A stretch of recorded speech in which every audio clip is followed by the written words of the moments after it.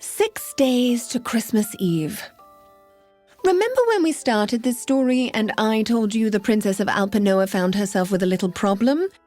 With less than a week to go, marriage prospects gone, a country turned against her, and no Christmas miracle in sight, Addie has locked herself in her chambers, refusing even to see Lance or Blanche. Princess? Go away, Blanche. 5 days to Christmas Eve. A cabinet meeting in action, but with Adelaide's seat empty. We'll be bringing in Queen Beatrice and her team to make the transition as smooth as possible. Let's keep Addie out of it. This is a difficult time for her. Lance approaches Adelaide's door with a tray of bonbons. Let me try. Addie, baby, it's Sir Lancelot. I brought you some naughty treats. Nothing. 4 days to Christmas Eve. Queen Mary watches a cable news program. Well, I'm sorry, but she has to follow some ridiculous, outdated law to take the throne. The rules are the rules, and either way, she lied. How can anyone trust her now? But she did it so we don't lose our autonomy. I think it's badass. We'll be right back. 3 days to Christmas Eve. Adelaide sits in bed, wide awake. She hasn't slept. She goes to the window, opening the drapes and letting the rising sun fill the room. Then goes to open the door where Blanche and Lance are waiting loyally, sitting against the wall. Without a word, they get up and follow her in. They all sit on her bed and she looks around her elaborate chambers. Would you two still love me without all this? Princess, how could you ask us? I mean it, Blanche. You work for me. If I wasn't a princess... Addie, we are your family, and you are ours. No matter what happens, we aren't going anywhere. They both hug her, as if they were her mum and dad. Then she sits up, sure of herself. I'd like to speak to Queen Beatrice. Blanche hands her a pen and paper. Adelaide takes a deep breath and begins to write. To my beloved Alpinoa, the people I love, the country I call home. Adelaide sits quietly in front of a mirror, her team of hair and makeup artists at work. Nearly 3 months ago, I lost my father, and you lost your king. And less than a year before that, I lost my mother, and you lost your queen. Lance brings her an understated suit. She nods. All I ever wanted to do was to follow in their footsteps and care for the people of this country the way they did, with wisdom, compassion, and strength. But in the last several weeks, I've realized that I'm not strong. I'm frightened. Frightened of letting you down. Frightened of who I am without a crown to hide behind. Frightened of change. Adelaide walks purposefully, Lance and Blanche following close behind. So I lied to you. I did what I thought was best to be your queen. But the truth is, what I did is very opposite of what this country stands for. Adelaide stands at the double doors leading to a balcony, and the doors open, revealing falling snow. There's a reason the Christmas season means so much to Alpinoa. And it's not just the snow, or the lights, or presents under the tree, or carols by candlelight. She steps out onto the balcony to a large gathered crowd. It's the spirit of generosity and kindness, in the joy that you all share, even when times get hard. It's love. I went against the very values of this country, and I don't deserve to be your queen. So I have chosen to abdicate my throne with the wholehearted belief that it is what is best for this country. The crowd is stunned in silence. Queen Beatrice will be a fair and experienced leader. She has promised me she will love you like her own, and continue the great values and traditions of this fine country. Diego sadly watches Adelaide on TV, finishing her speech. I hope you know that I carry you in my heart, always. Hold each other close this holiday season, and know that this is a new chapter, full of hope, ahead of us all. Suddenly, his dog Ferdinand comes running around the corner. Ay, Dios mío! Ferdinand attacks him with licks as Lance follows behind. How did you do this? The princess is tying up some loose ends before she leaves the palace. She wanted to make sure you were reunited. He's seen the very best vet in the country, and he's all yours. This is amazing. She's... Amazing. I know. Lance, I like you. I like you too, Diego. I think you might not after I tell you what I'm about to tell you. Lance runs through the city, bobbing around Santas and reindeer. He tries to hail a cab, but to no avail. Where's the rules when you need it? He runs all the way up to the palace gates. Adelaide! Adelaide! She's in with the Prime Minister, just finalising things. We have to stop her.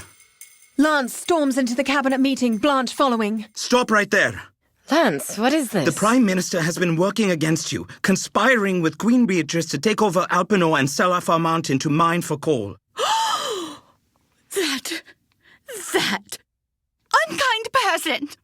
Blanche, I've never seen this side of you. Reggie, is this true? Of course not, Princess. I only want what's best. For your pocket book. I think this is in Alpinoa's best interest. This is all just too much for you to handle. He places a fatherly hand on her shoulder. Let the grown-ups take care of things, Addie. Oh, Uncle Reggie, get out of my way. Desgraciado. Adelaide marches out of the cabinet room. Blanche and Lance follow. What can be done? I know. Marry me. What? I know it's not ideal, but we get around the law. No, I'm not just getting around the law anymore. I'm not being dishonest with my people or with myself. Too bad. It would have been a very stylish wedding. I was thinking peonies and miniature ponies. Stunning. Do you hear that? What is it? It sounds like... They move towards the balcony, and Adelaide pushes the doors open to reveal a crowd of hundreds, maybe even thousands, surrounding the palace with signs of support for Adelaide. We love you, Adelaide! What in the... Lance steps out and waves adoringly to the crowd. Blanche pulls him back and pushes the doors closed. What's all this ruckus? The people have gathered in support of Adelaide. I've never seen anything like it, except for maybe a Neiman sample sale. They love her, Your Majesty. They want her to be their queen. Isn't there anything we can do to change the law, Grandmother? I wish there were, my dear, but it's not in our power to change the law. Queen Mary peeks over the balcony. That's up to the people. A little girl holds a sign that reads, "All I want for Christmas is Adelaide to be queen." Geoffrey, bring all the bylaws to my chambers. All of them, Your Majesty? No, just whatever's convenient for you. Yes, of course, all of them. Straight away. Lance, Blanche, and Queen Mary pour through legal books and royal decrees. That's the last of it, Your Highness. Here, What is it? this says we can use the guillotine on weekends. Good to know. I've got it. This proclamation from 1906 states that an emergency referendum may be called if the enjoyment of Christmas is at stake. The enjoyment of Christmas? Shut the front door. That cannot be real. Yes, I remember. A story my grandfather told around the Christmas tree when I was a little girl. He said the people came together and demanded a vote to declare Christmas a national holiday and let labourers be home with their families. The decree was enacted to ensure nothing would interfere with the holiday ever again. But does this count as ruining the enjoyment of Christmas? Did you see all those people out there? Well, it's nutty if you ask me, but I guess this country's kooky Christmas obsession turns out to be its saving grace. The four rush down the palace halls to put their plan in action. It says we can call a vote immediately, but we will need 80% approval to change the law. That's nearly impossible in any election. Let alone an election 2 days before Christmas. With no warning. In a snowstorm? Easy. A palace guard escorts Diego, who carries Ferdinand. Your Majesty, this man's palace credentials have been revoked, but he said it's an emergency and the dog was cute, so... Your Highness, please. Just hear me out. Then I'll go. We don't need to hear anything you have to... Go on, Diego. I was wrong, Your Highness. They threatened my Ferdinand. But you got him back for me, and I didn't even ask you to. I didn't deserve your help, but you generously gave it anyway. You should be queen of your own country. This is what the people want. Let me help you. Why should we believe anything you say? You lied for your job when you were scared, Your Highness. Well, that's not fair. I know it's not the same, but you realized you made a mistake, and you want to fix it. All you have now is a publicity problem. My specialty. Let me help. We better get to work. 2 days to Christmas Eve. Snow comes down hard as townspeople rush around last-minute gift shopping. The usual Alpinoa Christmas spirit nowhere in sight. Hey, that's my train set. They're sold out. Get your own. The TVs in shop windows suddenly switch from Christmas movies to breaking news. We interrupt your regularly scheduled broadcast of a Christmas story to bring you live to the palace where Queen Mary is making a rare public statement. It has come to my attention that Alpinoa's way of life is at risk. Queen Beatrice does not have the best intentions for this country, as she plans to mine our mountain, shutting down our highly popular winter destination that brings joy and jobs to so many. Is this for real? Diego steps in stealthily. It is. As Queen Mother of this country, I cannot let this happen. And as Adelaide's grandmother, I must express how proud I am to see how my granddaughter has devoted herself and her entire life to this country's well-being. I implore you to take action. But what can we do? So glad you asked. A vote has been called immediately to change the antiquated law that states the princess must be married in order to be crowned queen. I thought it was a pretty dumb law anyways. Starting at 7 a.m. tomorrow, December 23rd, polls will be open. We understand how this might interfere with your holiday preparations, but feel strongly this will save Alpinoa and ensure a very Merry Christmas with many more to come. That night, snow falls heavily, filling the street, piling on top of cars, making the city almost disappear. 17 hours to Christmas Eve. Blanche stands at the polling station anxiously with no one in sight, talking to Adelaide on the phone. Oh, the crowds are huge, Princess. She looks out to the horizon and sees nothing. But suddenly, a single dog sled emerges, pulling a family of voters. I'm here to vote to change the law for Princess Adelaide. Then, a horse pulling a sleigh full of voters arrives.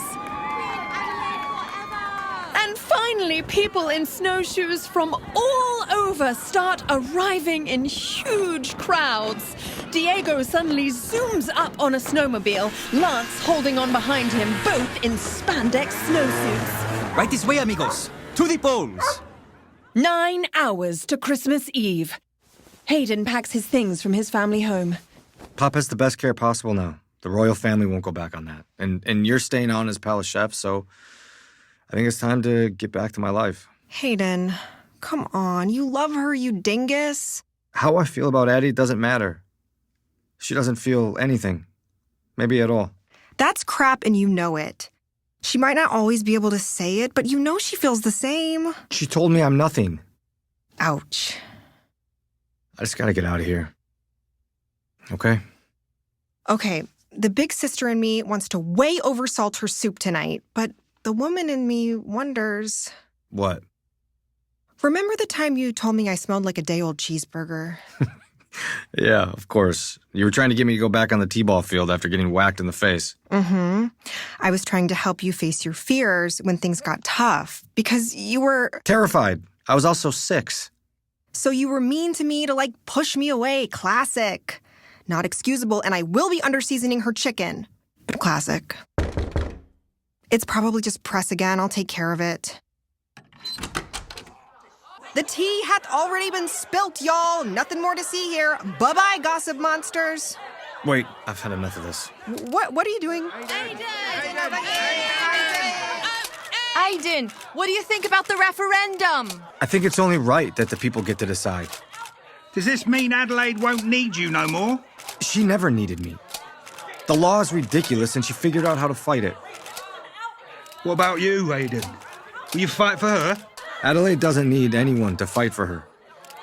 She's the most capable person I know. She'll be an amazing leader, and I wish her all the best. That's all. Eve looks at her brother, broken-hearted for him. Please take me to the airport. 4 minutes to Christmas Eve. Adelaide tensely holds a cup of tea, watching Hayden on the news. Her grandmother and Lady Marmalade by her side. Clever boy. Indeed. We interrupt your regularly scheduled broadcast of It's a Wonderful Life to bring you today's referendum election results. At the same time, Queen Beatrice waits in front of her TV, also holding a cup of tea, surrounded by her staff. Well, it seems, by an unprecedented margin, 93% of the country has voted to overturn the law stating Princess Adelaide must be married to become queen. It passed! Blanche and Lance run in, covered in snow, and tackle her with a hug. I couldn't have done it without you. Come to think of it, I couldn't do much at all without you. Well, I don't know about that. Oh, she's right. Blanche, could you have the car pulled round? Where could you possibly be going, Your Highness? It's snowing llamas and lizards out there. Whatever it is, I'm sure it can wait until... Blanche, as your future queen, I command you to bring the car round. She's saucy as queen. I like it. At the McConnell home, Eve answers the door. Princess? I'm sorry to come by so late, Eve. I wanted to apologize to your family. Well, to Hayden. He's gone, Your Highness. He just got on a flight back to America. I see. Of course. Of course you did. Addie. Thank you, Eve. Merry Christmas. Adelaide rides in silence, watching the snow fall as the city passes before her. We'll just stop for a quick presser to thank the people, then get you to bed, Princess. You can call him, or text him, or slide into his DMs. It's not like he's gone forever. He fled the country to get as far away from me as possible, Lance. I was horrible to him. Don't be so hard on yourself, Princess. They arrive at the city centre, and Adelaide steps up in front of the Christmas tree.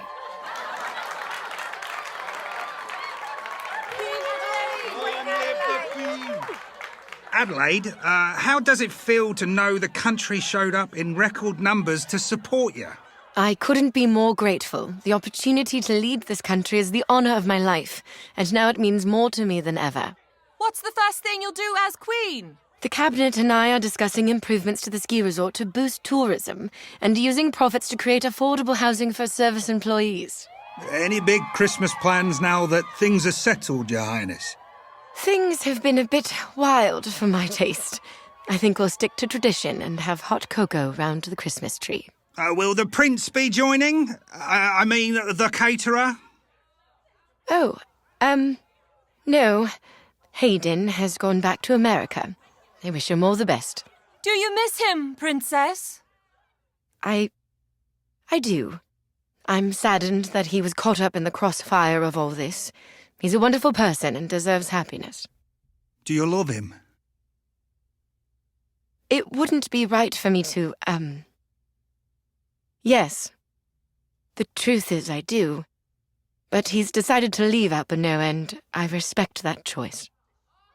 What if he missed his flight? Pardon, sorry, I missed the question. What if he missed his flight? On purpose. Because I told you I would come find you. Every time. Adelaide's eyes go wide as Hayden steps up onto the stage and takes Adelaide's hand. When you said it was real for you, Yeah, it's real for me too. I know. You think you know a lot, don't you?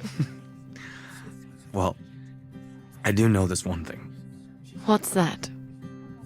You want me to But kiss before he can even get the words out, she kisses him, tears falling down her cheeks.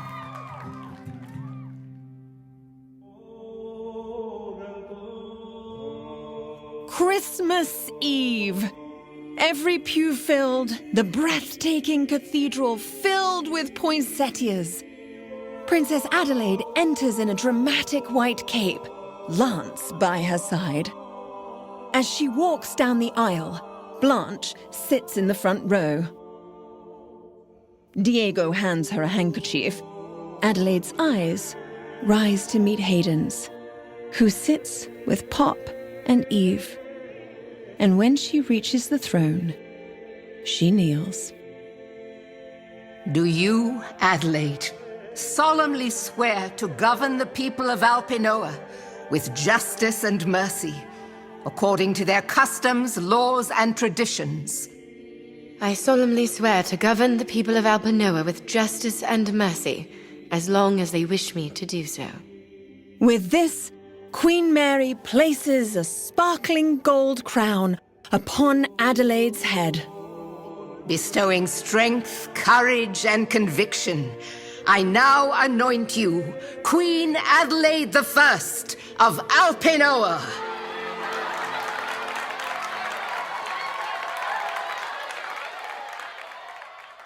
Christmas Day. Gathered around the Christmas tree are Adelaide, Hayden, Lance, Blanche, Diego, Queen Mary, Eve, Pop, Lady Marmalade, and Ferdinand. Adelaide and Hayden are both in sweats. Well, I would say something about your casual attire, but you're queen now. Oh, I don't care if she's queen. I take one day off for Christmas, and this is what she comes up with. Ugh, I'm with you, sister. Lance high-fives Queen Mary. How you feeling, Pop? Best I've felt in a while, kid. But you just worry about what's under that Christmas tree.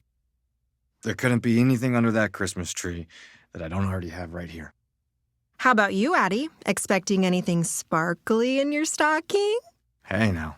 I'm just happy to have time to really get to know the real Hayden and not some... Build a prince? Exactly. Diego cautiously approaches Lance.